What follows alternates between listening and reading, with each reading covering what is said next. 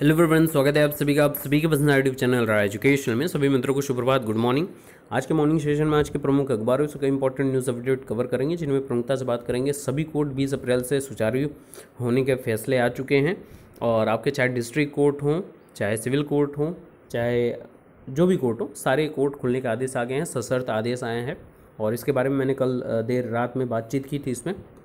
और लॉकडाउन खत्म होते ही 5200 पदों पर लेखपालों की भर्ती होनी तय है, इसको भी देखेंगे।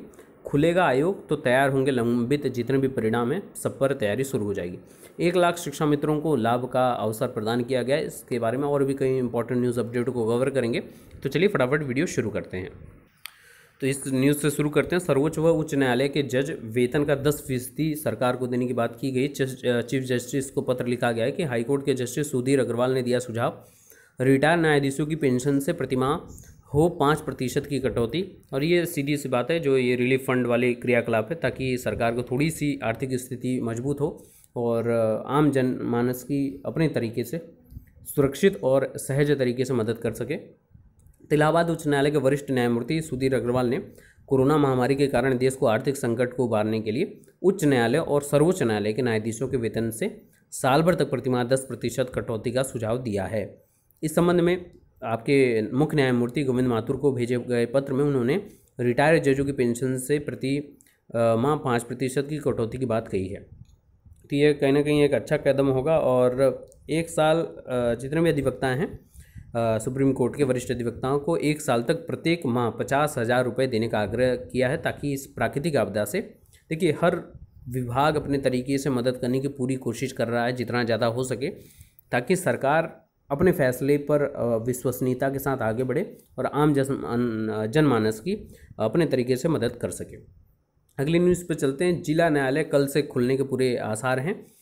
खुलेगा आयोग दफ्तर और तैयार होंगे लंबित परिणाम। तो लोक सेवा आयोग की सहायक अभियोजक अधिकारी यानी APO प्री 2018 सहित अन्य भर्तियों के परिणाम तैयार करने का जो लंबित काम है अब शुरू हो सकेगा। और राज्य सरकार की गाइडलाइन का पालन करते हुए 20 अप्रैल से आयोग दफ्तर खोलने की तैयारी की जा रही है। इसका संबंधित आपको मैं डिटेल अभी दूंगा, लेकिन इसमें सबसे पहले जिला न्यायालय कल से खुल जाएंगे। कई अभ्यर्थी पूछ रहे थे क्या सर जिला न्यायालय भी, सत्र न्यायालय भी खोले जाएंगे कि नहीं खोले जाएंगे, तो उनके बारे में है, देख लीजिए अच्छे से। प्रदेश के जिला न्यायालय 20 अप्रैल से खुल जाएंगे और वहीं जिला न्यायालय बंद रहेंगे जो कोरोना वायरस के कंटेनमेंट जोन में स्थित है। मैंने कल ये देर रात में इसके बारे में आपको डिटेल बता दिया है कि 20 अप्रैल से सभी न्यायिक प्राधिकरण खोले जाएंगे, लेकिन वो सशर्त होंगे। सशर्त यानी कि कुछ शर्तों के साथ खोले जाएंगे। अगर कहीं भी कोरोना के पॉजिटिव केस या ऐसी आशंका पता चलती है तो तत्काल प्रभाव से उस न्यायिक प्राधिकरणों को बंद कर दिया जाएगा और उस पर साफ सफाई का क्रियाकलाप शुरू हो जाएगा। तो कहीं ना कहीं ये दिशा निर्देश जारी कर दिया गया और मैंने आपको पत्र भी दिखा दिया था, जो आपको पुनः दिखा दूँ इसमें। तो कल देर रात में मैंने इसको आपको लोगों का अच्छे से डिटेल में बताया था कि 20 अप्रैल से सारी चीज़ें क्रियाकलाप शुरू हो जाएंगी, लेकिन अगर ऐसा कुछ होता है that may remain close according to the order dated 25 March का जो ऑर्डर है उसमें ये बोला गया था कि अगर कहीं भी ऐसा कुछ केस देखने को मिलता है तो तुरंत उसको क्लोज कर दिया जाएगा, उस पार्टिकुलर विभाग को, उस पार्टिकुलर कोर्ट को। तो ये कहीं ना कहीं अच्छी बात है यहाँ पर। और कहीं ना कहीं अगर कोर्ट सुचारू रूप से चलते हैं तो कोई भी भर्ती प्रक्रिया अटकी हो, किसी भर्ती प्रक्रिया के ऑर्डर अटके हों, किसी केस की सुनवाई लंबित चल रही हो, नहीं सुनी जा रही हो, या नए केस के एडमिशन की बात हो, तो ये सारे क्रियाकलाप सुचारू रूप से चलेंगे। और अभी सीधी सी बात है, वीडियो कॉन्फ्रेंसिंग का ही एक जरिया अपनाया गया है, तो उसी पर क्रियाकलाप होना संभव है। आते हैं अगली न्यूज़ की तरफ। अगला न्यूज़ है लॉकडाउन के बाद 5200 लेखपालों की भर्ती होगी और राजस्व परिषद में लेखपाल के 5200 पदों पर भर्ती प्रक्रिया लॉकडाउन खत्म होते ही शुरू करने की तैयारी है। भर्ती प्रक्रिया को लेकर संशय की स्थिति खत्म हो गई है। उत्तर प्रदेश अधीनस्थ सेवा चयन आयोग को भर्तियों की जिम्मेदारी दी गई है और राजस्व परिषद ने आयोग को इस संबंध में भर्ती के लिए प्रस्ताव भेज दिया है। अब ये जो भर्ती प्रक्रिया है 1 साल से अटकी हुई है। राजस्व परिषद में लेखपाल के कुल 30,837 पद हैं। इनमें से 24,000 पद भरे हुए हैं, शेष पद खाली हैं। लेखपाल के खाली पदों पर भर्ती को लेकर उहापोह की स्थिति थी। वजह राजस्व परिषद लेखपालों की भर्ती करती रही है। राज्य सरकार ने समूह ग तक के पदों पर भर्ती का अधिकार अधीनस्थ सेवा चयन आयोग को दे दिया है।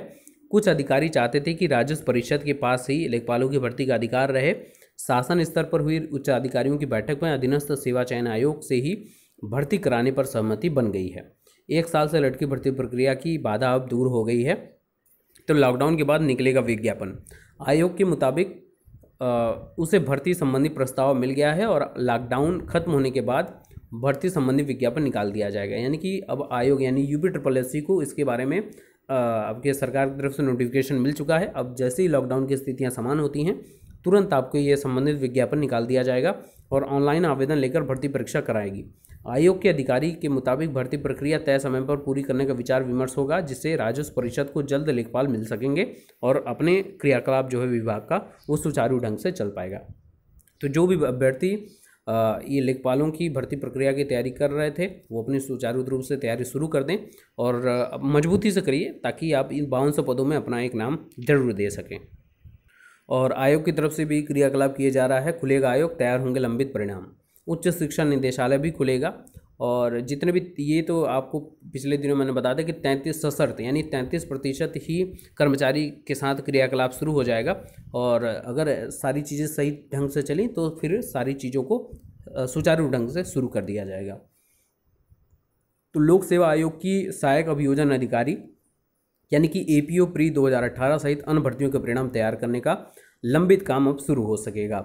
राज्य सरकार की गाइडलाइन का पालन करते हुए 20 अप्रैल से आयोग दफ्तर खोलने की तैयारी की जा रही है। आयोग दफ्तर के मुख्य द्वार पर थर्मल स्कैनिंग की व्यवस्था की गई है। दफ्तर में प्रवेश करने से पूर्व और निकलते वक्त अफसरों और कर्मचारियों को थर्मल स्कैनिंग की जाएगी। और देखिए सीधी बात है, प्रदेश सरकार की गाइडलाइन के मुताबिक तृतीय और चतुर्थ श्रेणी के सिर्फ 33% कर्मचारी को ही दफ्तर बुलाया जाएगा। अनुभाग तैयारी अधिकारी से लेकर इससे ऊपर के संवर्ग के भी सभी अधिकारी दफ्तर आएंगे।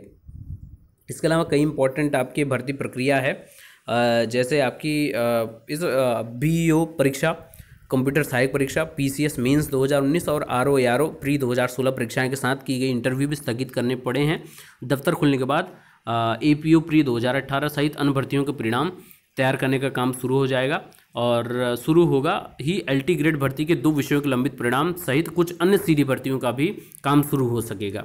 PCS 2018 मेंस परिणाम भी फिलहाल काम शुरू नहीं हो सका है क्योंकि इसके लिए विशेषज्ञों को बुलाने की आवश्यकता है। तो यहाँ पर 3 प्रमुख चीज़ें आपको जितनी भर्ती परीक्षाएं हैं उस पर क्रियाकलाप और LT ग्रेड के 2 विषयों पर लंबित परिणाम पर कुछ सीधे भर्तियों पर शुरू काम हो सकेगा। तो परेशान होने की आवश्यकता नहीं है। अब यहाँ पर LT ग्रेड की भर्तियों पर भी क्रियाकलाप करेगा क्योंकि आपका आयोग ही इस पर क्रियाकलाप करता है, तो जल्दी आपको इस पर भी कुछ विशेष सूचना देखने को मिल सकती है। अगली न्यूज़ शिक्षा मित्रों से संबंधित है। 1 लाख शिक्षा मित्रों को बीमा का लाभ दें, चेतावनी है। अपर आयुक्त ने स्कूली शिक्षा महानिदेशक को दी चेतावनी। श्रम सुविधा पोर्टल के माध्यम से पंजीकरण कराने के आदेश किए गए हैं और पंजीकरण न कराया तो विधिक कार्रवाई आपकी हो जाएगी। तो करीब 1 लाख शिक्षा मित्रों और अनुदेशकों को कर्मचारी राज्य बीमा आयोग यानी ESI का लाभ मिल सकेगा। निगम के उप निदेशक DP सिन्हा ने स्कूली शिक्षा एवं राज्य परियोजना महानिदेशक को पत्र भेजकर तत्काल श्रम सुविधा पोर्टल के माध्यम से इनका पंजीकरण कराने का आदेश किए हैं। और जल्दी जो संविदा कर्मी हैं या शिक्षा मित्र हैं, अनुदेशक हैं, उनको basic education for all project के अंतर्गत संविदा पर 11 माह प्रतिमाह 10,000 के मानदेय पर कार्यरत हैं जो कर्मचारी राज्य बीमा अधिनियम 1948 के तहत लाभ के अंतर्गत आते हैं और उनको ये लाभ मिलेगा। तो कहीं ना कहीं शिक्षा मित्रों के लिए अच्छी और अनुदेशकों के लिए भी एक अच्छी खबर है। इनको 1 लाख शिक्षा मित्रों को बीमा का लाभ और अनुदेशकों को बीमा का लाभ मिलेगा। और ये एक अच्छी न्यूज़ है कि यूपी में शैक्षणिक चैनल खोलने के लिए कमेटी गठित करने की बात की जा रही है। शैक्षणिक चैनल के तहत बेसिक, माध्यमिक और उच्च प्राविधिक व व्यावसायिक शिक्षा का अपना एक शैक्षिक चैनल होगा। इस संबंध में AKTU के कुलपति डॉक्टर विनय कुमार पाठक की अध्यक्षता में कमेटी का गठन किया गया है। उप मुख्यमंत्री डॉक्टर दिनेश शर्मा की अध्यक्षता में हुई शिक्षा कमेटी की बैठक में कमेटी का गठन किया गया। वहीं प्राविधिक व उच्च शिक्षा में परीक्षाएं लॉकडाउन खुलने के 3 हफ्ते बाद करवाने पर विचार किया गया है। वहीं इस बार जाड़े व गर्मी की छुट्टियां भी कम की जा सकती हैं। बैठक में प्राविधिक शिक्षा मंत्री कमल रानी व बेसिक शिक्षा राज्य मंत्री सतीश चंद्र द्विवेदी भी मौजूद रहे और इस पर जल्दी आपका क्रियाकलाप होगा। तो ये कहीं ना कहीं बेहतर काम है। अगर किसी भी रेयरेस्ट ऑफ रेयर कंडीशन ऐसी देखने को मिलती है या भविष्य में जो भी हो तो एक शैक्षणिक चैनल जिससे अभ्यर्थियों का जो शिक्षा है वो बाधित ना हो और वो शिक्षा के अनुरूप क्रियाकलाप कर सके। हालांकि चाहे प्राइवेट इंस्टीट्यूशन हो चाहे गवर्नमेंट इंस्टीट्यूशन हो, वीडियो कॉल के थ्रू, फेसबुक लाइव के थ्रू, व्हाट्सएप के थ्रू अपनी तरफ से पूरी क्रियाकलाप कर रहा है और बच्चों को शिक्षा मुहैया कराने की जो भी क्रियाकलाप हैं उसमें पीछे नहीं है। सरकार पूरी तरीके से प्रतिबद्ध है और सभी शैक्षिक संस्थान और शिक्षक सभी पूरी तरीके से इस पर प्रतिबद्धता के साथ कार्य कर रहे हैं। तो मित्रों, ये लेटेस्ट अपडेट रही मॉर्निंग की। बाकी की लेटेस्ट अपडेट के लिए बने रहिए एजुकेशनल के साथ और थैंक यू सो मच।